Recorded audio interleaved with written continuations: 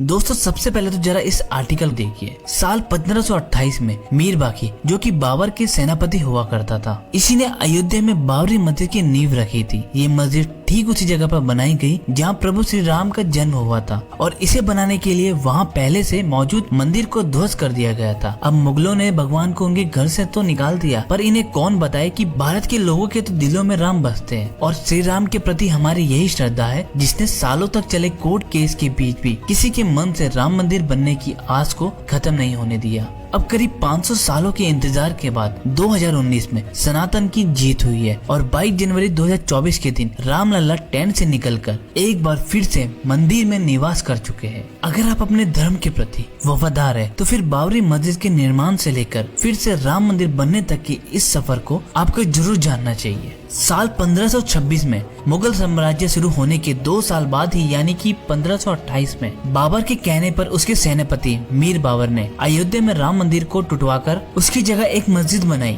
जिसका नाम बाबर के सम्मान में बाबरी मस्जिद रखा गया। अब मुगल काल में सिर्फ अयोध्या का राम मंदिर ही नहीं बल्कि हजारों मंदिर तोड़े गए थे, जिनके सबूत आज भी हमें देश के कोने कोने में मिलते हैं। पर उस टाइम बाबर ने विरोध की हर आवाज को दबा दिया और हिंदुओं को उनके ही देश में उन्हीं के भगवान से दूर रखा गया। पर इस कहानी में ट्विस्ट उस समय आया जब साल 1813 के आसपास फैजाबाद के ब्रिटिश ऑफिसर ने एक रिपोर्ट तैयार की, जिनमें उन्होंने मस्जिद के अंदर हिंदू मंदिर जैसी कलाकृतियां मिलने की जिक्र किया था। और इस रिपोर्ट के सामने आने के बाद ही पहली बार हिंदू सनातन ने दावा किया कि बाबर ने साल 1528 में राम मंदिर तोड़कर मस्जिद बनाई थी। इस तरह के दावे सामने आने के बाद हिंदू और मुसलमानों के बीच नफरत की आग जलने लगी और साल 1853 में अवध के नवाब वाजिद अली शाह के समय पहली बार अयोध्या में सांप्रदायिक हिंसा भड़क उठी। हालांकि इसके बाद भी हिंदू और मुस्लिम एक ही जगह पर पूजा व नमाज अदा किया करते थे। अब आप सोच रहे होंगे कि नमाज और पूजा एक ही जगह पर आखिर कैसे, तो चलिए इसके पीछे की कहानी भी मैं आपको बताता हूँ। एक्चुअली बाबरी मस्जिद बनने के 190 साल के बाद जय सिंह द्वितीय वह पहले शख्स थे जिन्होंने मस्जिद और उसके आसपास की जमीन को हासिल करने की कोशिश की थी,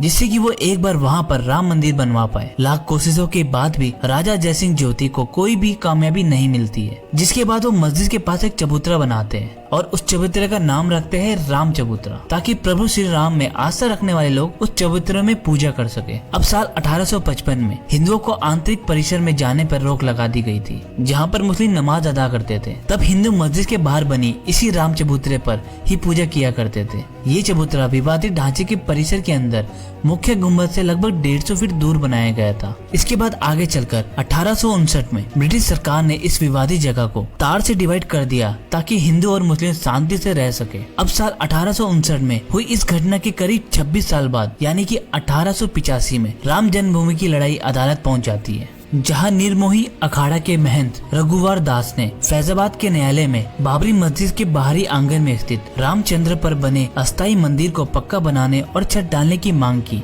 जिस पर जज ने ये फैसला सुनाया। वहाँ हिंदुओं को पूजा अर्चना करने का तो अधिकार है, लेकिन वहाँ मंदिर को पक्का बनाने और छत डालने की अनुमति नहीं दे सकते। 1934 में अयोध्या में एक बार फिर से दंगे होते हैं, जिसमें बाबरी मस्जिद को कुछ हिस्सा टूट जाता है। हालांकि बाद में इसको रिपेयर करवा दिया जाता है, लेकिन ये घटना होने के बाद से यहाँ नमाज बंद हो जाती है। और ये वो समय था जब देश पर अंग्रेजों का राज हुआ करता था, लेकिन इसके बावजूद देश की जनता बाबरी मस्जिद बनने के 400 साल बाद भी अपने प्रभु के जन्म स्थली को पाने के लिए लड़ाई लड़ रही थी। उस समय न हमारी खुद की सरकार थी, न ही मीडिया को इतनी आजादी थी कि वो देश के मुद्दों को देश के हर नागरिक के सामने ला सके। और तो देश को चलाने वाली कांग्रेस ने भी इन मुद्दों से किनारा किया हुआ था। हाँ, अगर कोई चिंतित थे तो देश की आम जनता पार्टी, जो कि अपनी जी जान की बाजी लगाकर अपने प्रभु के हक की लड़ाई लड़ रही थी। इसी तरह से समय बीतता है और साल 1947 आता है, जब देश को सालों की गुलामी के बाद अंग्रेजों से आजादी मिली थी। आजादी के साथ ही लोगों की ये उम्मीद भी बढ़ जाती है कि राम मंदिर तो बनकर ही रहेगा, लेकिन उस समय की स्थिति तो कुछ और ही बयां कर रही थी। कांग्रेस का तो कोई भी बड़ा नेता इस मुद्दे पर बात ही नहीं करना चाहता था। और फिर पॉलिटिकल सपोर्ट न मिलने के बाद ही शुरू होता है असली विवाद। 23 दिसंबर 1949 मार्च की सुबह अचानक से चारों तरफ ये बात फैल जाती है, ये विवादित ढांचे के अंदर भगवान श्री राम की मूर्ति पाई गई है। हिंदू पक्ष ये दावा करने लगता है कि बीती रात भगवान श्री राम प्रकट हुए, जबकि मुस्लिम पक्ष ये आरोप लगाते हैं कि ये जबरदस्ती यहाँ पे रखाई गई है। अब जैसे ही इस बात की खबर चारों तरफ फैलती है, दोनों पक्षों के लोग मस्जिद परिसर में इकट्ठा हो जाते हैं। विवाद को बढ़ता हुआ देख उस टाइम के प्राइम मिनिस्टर जवाहरलाल नेहरू जिला मजिस्ट्रेट के नायर को चिट्ठी लिखकर ये आदेश देते हैं कि मूर्ति को वहाँ से हटाया जाए और स्थिति को शांत किया जाए। लेकिन के नायर हिंदुओं की भावनाओं के भड़काने की डर से इस आदेश को पूरा करने में हाथ खड़ा कर देते हैं। के नायर प्राइम मिनिस्टर नेहरू जी को जवाब में लिखते हैं, अगर मंदिर से मूर्तियां हटाई गई तो इससे हालत और बिगड़ जाएंगे और हिंसा बढ़ भी सकती है। लेकिन जब ये पत्र नेहरू जी तक पहुंचा, तब वो नायर जी के खत के जवाब में एक और खत लिखते हैं और फिर वापस से मूर्ति हटाने की ही बात कहते हैं। लेकिन के नायर इस बार भी अपने हाथ पीछे खींच लेते हैं और मूर्ति को हटाने से साफ इनकार कर देते हैं। इस घटना के 7 दिन बाद ही फैजाबाद कोर्ट के द्वारा बाबरी मस्जिद को विवादित भूमि घोषित कर दिया जाता है और वहां पर ताला लगा दिया जाता है। इसके बाद से 1950 में फैजाबाद सिविल कोर्ट में 2 अर्जी दाखिल की जाती है, जिसमें से एक में रामलला की पूजा की इजाजत और दूसरे में विवादित ढांचे में भगवान राम की मूर्ति रखने की इजाजत मांगी गई थी। हालांकि 9 साल के बाद तीसरी अर्जी भी 1959 में दाखिल हुई थी,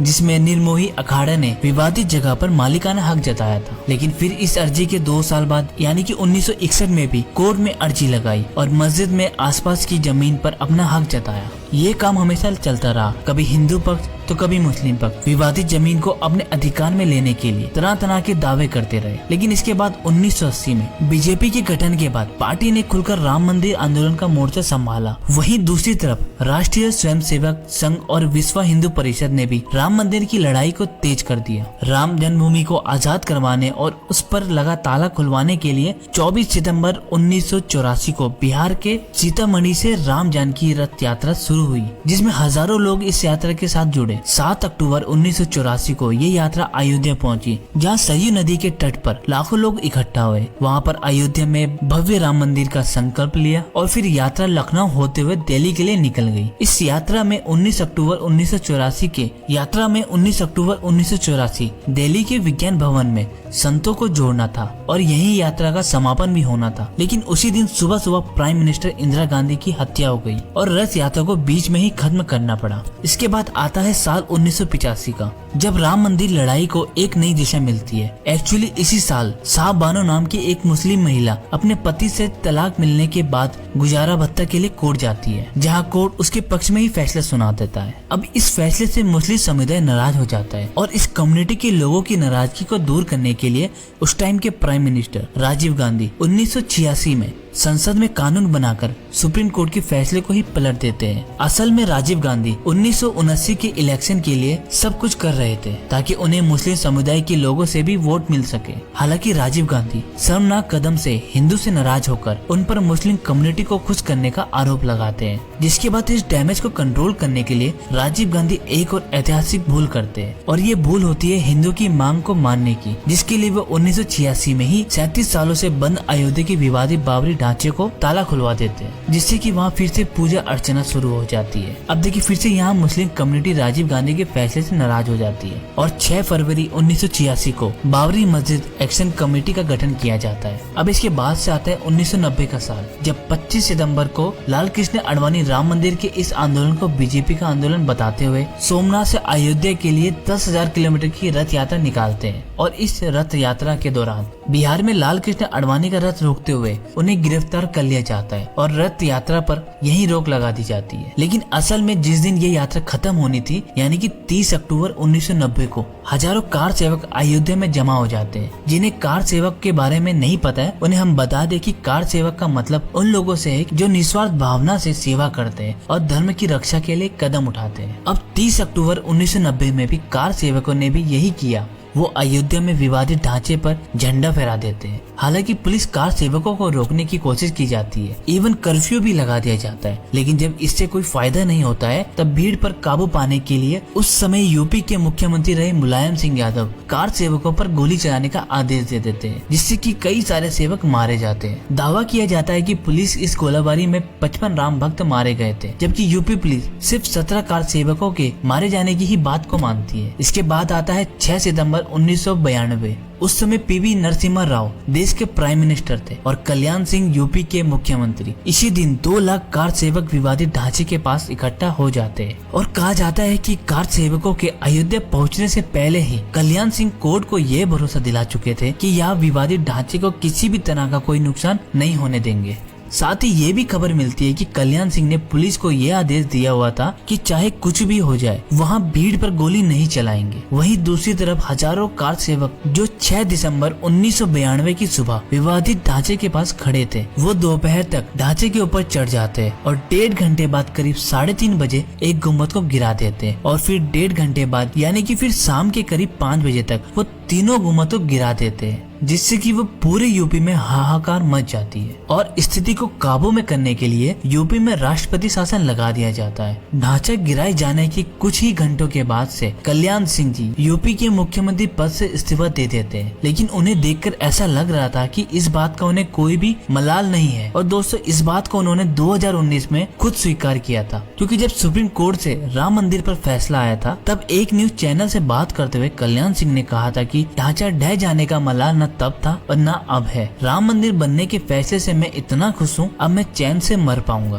खैर 1992 की घटना के बाद भी अलग अलग जगह पर कई बार दंगे हुए, जिससे बहुत सारे लोग मारे गए, लेकिन इसके बावजूद कोर्ट में शांति छाई रही। लेकिन 90 के दशक में जब वापस से बीजेपी की सरकार बनी तब एक देश में राम मंदिर की लड़ाई तेज हो गई। बीजेपी ने 1999, 2004 और फिर आगे जितना भी चुनाव हुए उसमें राम मंदिर को अपने घोषणा पत्र में शामिल किया और इस दौरान एक लंबी कानूनी लड़ाई लड़ी गई और आखिरकार हमें जीत मिल गई। 9 नवंबर 2019 को सुप्रीम कोर्ट एक ट्रस्ट बनाकर विवादित स्थल पर राम मंदिर को बनाने की अनुमति दे देती है और साथ ही वह मस्जिद के लिए भी एक वैकल्पिक जमीन देने का आदेश देती है। के बाद 5 फरवरी 2020 को ट्रस्ट का गठन किया जाता है और फिर राम मंदिर का कार्य शुरू हो जाता है। साल 1528 में बाबर के कहने पर राम मंदिर को गिराकर उसकी जगह पर बाबरी मस्जिद को खड़ा किया गया था, लेकिन अब 492 साल के बाद उसी जगह पर राम मंदिर का निर्माण हुआ है, जो कि हर एक हिंदुस्तानी के लिए गर्व की बात है। ऐसी ही जानकारी के लिए चैनल पर बने रहे। मिलते हैं नेक्स्ट वीडियो में, तब तक के लिए जय हिंद, जय भारत।